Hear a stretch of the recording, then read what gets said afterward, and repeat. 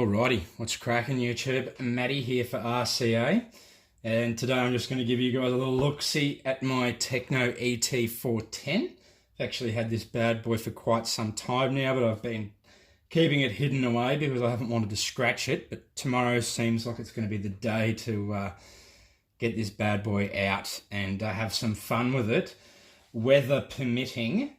Righto, let's just get straight into it. Tekno ET410 kit was a pleasure to build, as all Tekno kits are.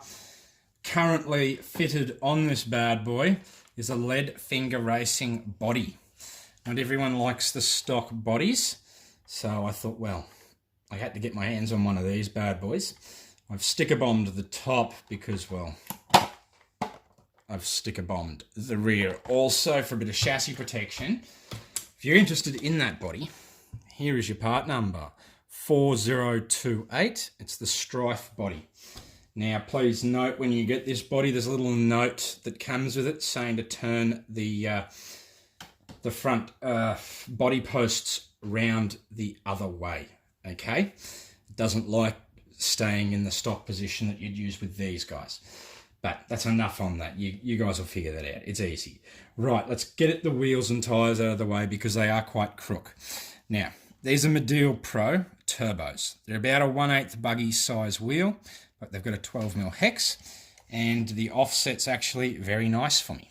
And they work, and I sort of want to destroy a set of tyres on this bad boy. So what better choice than to take the good old Medial Pros out and waste them, because they're as cheap as chips, because they perform so very well. Right, enough on that. We're not here to whinge. We're here to enjoy this sexy little beast. No, this is not going to be a professional how-to. No, I'm not taking this guy to the racetrack. Okay, this is just for local hooning, and I do like the finer things in the RC world.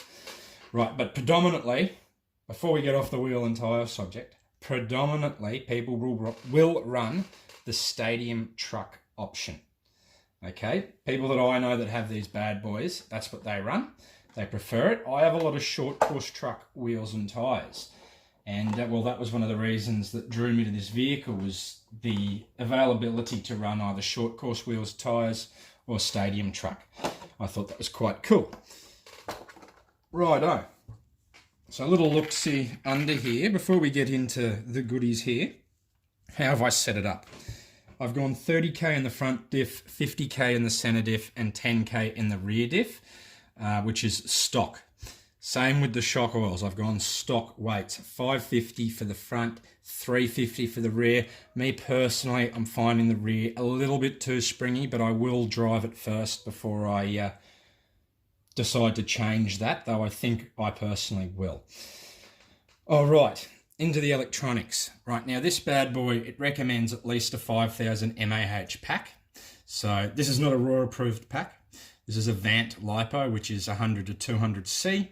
It fits in there snug as a bug in a rug. I have a JR servo, the DS8915. It is an absolute beast of a servo. It is lightning fast. And I will bring this guy around here. We managed to jam in there a Z-Run SCT Pro and the 3636 4000 kV motor in full censored operation. It's 120 amp ESC. It is a naughty kitty, so to speak. My radio gear at the moment is nothing special. I'm running the Fly Sky FSGT3B. I did have my Samurai M12S on this guy, and I had to pinch it for something else, which I'm sort of regretting, but well, it is what it is. 19 tooth pinion fitted currently. How we're going to go with temps, I don't know until I run it.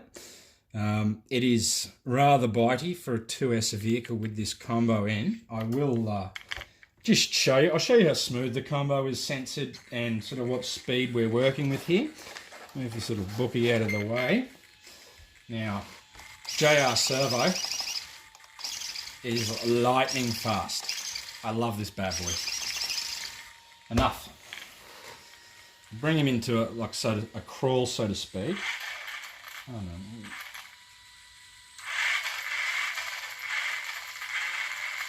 Nice and smooth there. I have to concentrate. I've been running other vehicles.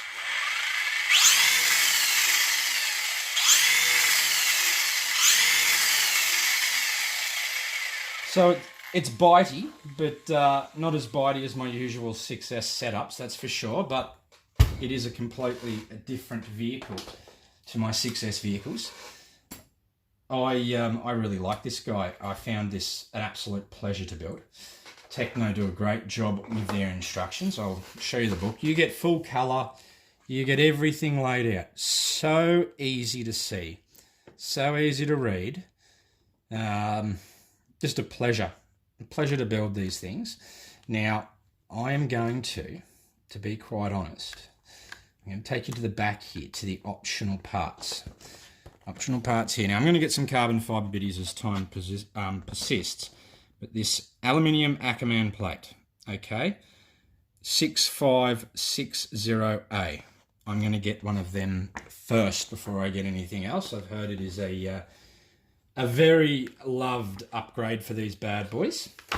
One thing I did change, and the kit didn't, I wasn't happy with the kit, was I added a 2mm spacer behind these shock bottoms here, these rod ends here. The reason why I've done this is in the stock mounting without them there, you see how tight this is even with the 2mm spacer? You're basically sitting on your drive shaft there, and I didn't want that. So I've added a 2mm spacer, easy thing to do, had them in my kit of goodies, so it wasn't really a problem.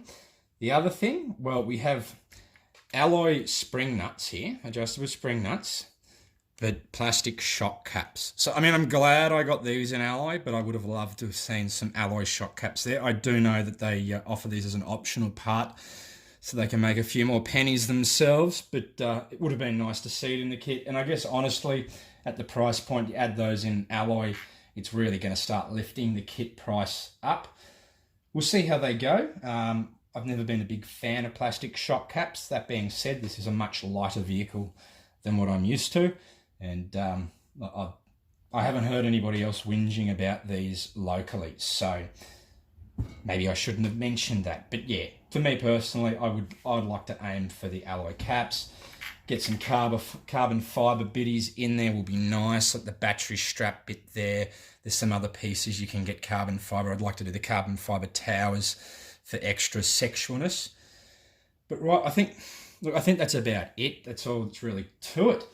Got a couple of options for stock bodies here. This one's a bit bland. I actually stuffed this body up big time, and I had to use the Tamiya paint removal stuff. And, well, we've ended up with this speckly, spotty green body, which looks like I've sort of done that to begin with, but honestly, I hadn't. I did have this body done up originally for it too, but Mr. Tom absolutely hates it. It is quite odd. Green and white, I don't know what I was thinking. It's harder to achieve than I first thought. But look, a lovely kit nonetheless. Absolutely lovely kit to build. Plastic quality, metal quality, 70/75, I love it. Sweet, 32 pitch gearing in there. Diff gears look sweet. You can run two chassis braces there. You can run one on this side, one on that side. You've got options there. There are optional parts there if you keep you busy. And look, that's that. It's a stout little thing. One of a kind sort of thing in the market at the moment, and I like that. And yeah, righto YouTube. So hope you've enjoyed. I hope I enjoy this tomorrow, as long as it doesn't rain. And all things permitted, hopefully we'll have a bit of a running vid with this and a couple of other bad boys I've got coming tomorrow or the next day. But yeah, that'll do it. Till the next one, YouTube. That's Matty out for RCA.